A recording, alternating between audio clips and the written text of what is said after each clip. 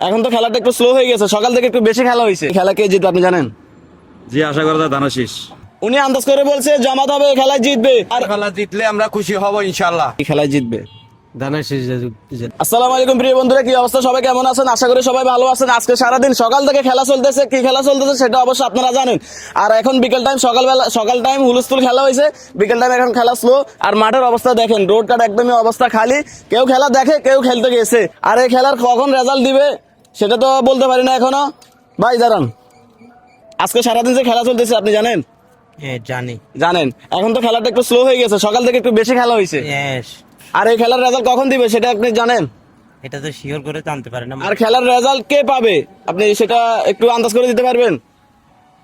Sure মনে হয় জামাত হবে, এটা মনে করি আর কি। উনি আন্দাজ করে বলছে জামাত হবে, এই খেলায় জিতবে।